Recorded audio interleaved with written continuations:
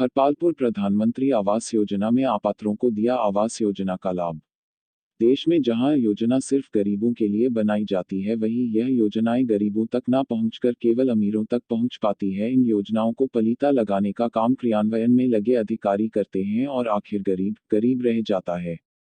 छतरपुर जिले के हरपालपुर में प्रधानमंत्री आवास योजना में अपात्रों को आवासों को लाभ दे दिए गए। नगर परिषद में पदस्थ कर्मचारियों ने अपने चहेतों को एवं जिनसे सुविधा शुल्क मिल पाई उन तक ही केवल प्रधानमंत्री की महत्वपूर्ण और महत्वाकांक्षी योजना का लाभ पहुंचाया है। हरपालपुर नगर में आज भी कई गरीब परिवार ऐसे हैं जिन तक न तो आवास योजना का लाभ पहुंचा है। इन्हीं गरीब परिवारों में से एक परिवार है राकेश धोबी का, जो नगर के वार्ड क्रमांक 12 में निवास करता है और कई वर्षों से टीन टप्पर से बनी एक अस्थायी झोपड़ी में रहने को मजबूर है। कई स्तरों पर उसने इस संबंध में शिकायत भी की, लेकिन 3 साल से वह लगातार प्रधानमंत्री आवास योजना के लाभ के लिए भटक रहा है। राकेश धोबी के पास नगर परिषद द्वारा जारी किया गया भवन अधिकार पत्र भी मौजूद है। इसमें लिखा है कि हितग्राही प्रधानमंत्री आवास योजना का पात्र हितग्राही है और हितग्राही को 2.5 लाख रुपए 30 वर्ग मीटर में मकान निर्माण के लिए अनुदान स्वरूप प्रदान की जाएगी। लेकिन प्रार्थी राकेश जैसे सैकड़ों ऐसे पात्र हितग्राही हैं जिन्होंने फॉर्म तो कई बार नगर परिषद में जमा किए, लेकिन सुविधा शुल्क न चुका पाने की वजह से इन गरीब और पात्र हितग्राहियों को योजना का लाभ नहीं मिल पाया। सूत्र बताते हैं कि नगर परिषद हरपालपुर में हर योजना का लाभ लेने के लिए सुविधा शुल्क की रेट लिस्ट फिक्स है। जब से यहां पर सीएमओ पोस्ट खाली हुई है और प्रभारी सीएमओ ने प्रभार लिया है, तब से यहां पर हर काम के लिए हितग्राहियों को महीनों भटकना पड़ता है। नगर परिषद के कर्मचारी मनमर्जी पूर्ण रवैया से योजनाओं का संचालन करते हैं और गरीब आखिर इन योजनाओं का लाभ नहीं ले पाता है। यहाँ पदस्थ उपयंत्री गगन सूर्यवंशी लगातार अपनी कार्यप्रणाली को लेकर चर्चाओं में रहते हैं। नगर में लगातार अपात्रों को प्रधानमंत्री आवास योजना के लाभ के संबंध में जब हमने उपयंत्री से बात की तो वह नियम कायदों का बखान करने लगे। नियम और कायदे तो उन पर शोभा देते हैं जो इनका पालन करते हैं, लेकिन जब नियम और कायदे हरपालपुर नगर परिषद के लिए बने ही नहीं है तो आखिर यहाँ नियम कायदों की बात करना बेईमानी है। नगर परिषद में पदस्थ बाबू से लेकर अधिकारी तक लोगों को योजनाओं का लाभ नहीं देने के लिए सैकड़ों कमियां गिना देते हैं, जिसको पूरा करते करते हितग्राही परेशान हो जाता है और अंत में हितग्राही को योजनाओं का लाभ ही नहीं मिल पाता है। हैरान परेशान हितग्राही अब उच्च स्तर पर नगर परिषद के अधिकारियों की शिकायत करने का मन बना चुके हैं। हितग्राहियों का कहना है कि जनप्रतिनिधियों से लेकर अधिकारियों तक नगर परिषद में फैले भ्रष्टाचार की शिकायत की जाएगी।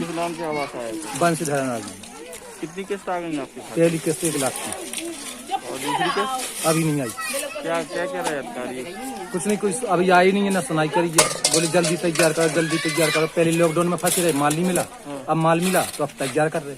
नहीं तो इसमें क्या आप अपना स्वयं का पैसा खर्च कर रहे हैं? नहीं, अभी तो सर हम यही लगा रहे जो 1 लाख आया था अच्छा। आवास का। नगर पालिका से कर्मचारियों से आपने बोला नहीं कि हमारी किस्त डालना? कहा था, बोले आएगा लेकिन बस आ ही रहा। ये जो पीछे मकान बना हुआ वो आप ही का है? जी सर, हाँ 7 बाई 7 का है। आप ही का है? जी सर।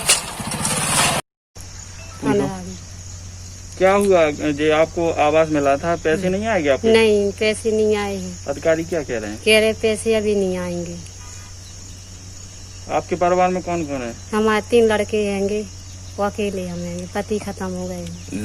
लड़के क्या चलते हैं? यही पल्लेदारी करा। क्या बोल रहे हैं पैसों के लिए? जी कह रहे कि अभी नहीं आएंगे पैसे।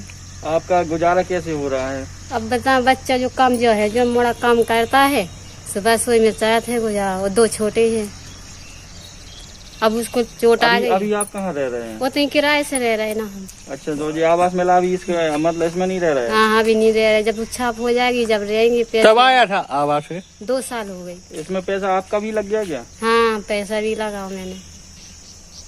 लखन किसके नाम से आवास आए थे? लखन के नाम से। और दूसरा राम देवी के नाम से। अभी क्या बोल रहे हो? ये है कि हमारी जो आखिरी किस्त रह गई, वो कहते हैं पहले न मेरा जैसे पिताजी के नाम पे है, वे कह रहे थे जाओ वकील से वो करवा के ले आओ, तो हम करवा के ले गए थे। अब कह रहे नाम करवाओ जब आखिरी किस्त आएगी। कौन बोल रहे हैं? ये नगर पालिका वाले। नाम जानती हूँ अधिकारी का? उनको का नाम उनको गंदे है वो संतोष। क्या बोल रहा था? कह रहा तो नाम करो अपनी लड़की का आधा प्लाट, जब आएगी आखिरी किस्त नहीं आएगी। ये आपका पिताजी का अलग है, आपका अलग है क्या? हाँ, पिताजी का है। पिताजी ने आधी जगह में कह रही थी आधी जगह में बनवा लो। दो आवास आए थे क्या? आपका लगाया था, पिताजी का लगाया? हमारे पिताजी का लगा तो हमारा लगा। पिताजी का क्या नाम है आपके? लखन रागी। आपका? मकान तब रामदेवी ये मकान बना था कि अभी बना है? जी अभी मैंने आवास का किसी घर के पैसे लगाए हैं। घर के पैसे लगाया। जब बनवाया था मकान आपने? जी मकान हमारी पहली किस्त आई थी पे। अच्छा, जब आई थी पहली किस्त? तो 2 साल है। 2 साल पहले पहली किस्त आई थी। आज 2020 चल रही है, अभी तक तीसरी किस्त नहीं आई। एक पहली किस्त। अधिकारी क्या बोल रहे थे? पैसे तो नहीं मान रहे? कह रहे कि नाम करा अपनी लड़की के नाम पे करा, आधा प्लाट जब देंगे नहीं। 2 लड़का से उनके यहाँ हम न करा है, हम दूसरी जगह कहूँ उनकी जुगाड़ कर। यानी अभी आप अपनी बच्ची तो ये आवाज नहीं देना चाहती? मतलब उनको पैसा देना चाहते, पैसा दे देंगे हम। जो आवाज तो आया उसको पैसे दे देंगे। उसको पैसा दे देंगे। नाम क्या है तुम्हारा? राकेश कुमार श्रीवास। क्या हुआ तुम्हारा आवाज क्यों नहीं आ रहा? मेरा आवास कच्चे मकान में रहता, पूरे बने भवन भी गिर गए थे मेरे। गिरने के कारण झुग्गी झोपड़ी में निवास कर रहा हूँ आज भी वही जगह पे। कुछ लोगों ने उस जगह से हटाना चाहा, जबकि उन्होंने केस दायर किया था, वो केस उनका खारिज हो गया था सोनी जी द्वारा। एसडीएम से, न्यायालय से भी हम उस जगह को। कब आवेदन किया था आपने? हमने 3 साल पहले किया है, 17 में किया, जब आवास योजना चली थी। उस समय उन्होंने कहा था भाई तुम्हारा विवादित है, ये है, इसके दस्तावेज अधिकार पत्र भी दिया, स्वीकृत की गई नगर पंचायत द्वारा। अभी क्या बोल रहे हैं वो आवाज से? पैसे की मांग करते श्रीमान जी, वो कहते उनसे समझ लो बोलो, उनसे समझ लो बोलो, उनको दे रहे, इनको दे रहे, नहीं दे रहे। जी देखो कितने पैसे मानती आप नाम बताना चाहोगे? भाई ये जा कहते गगन सर के समझो, वे कहते उनसे समझो, वे कहते उनसे समझो। कोई कहता 20,000 लगेंगे, कोई कहता 25,000 लगेंगे, और कोई कहता भाई तुमसे कौन पैसा मांग रहा है।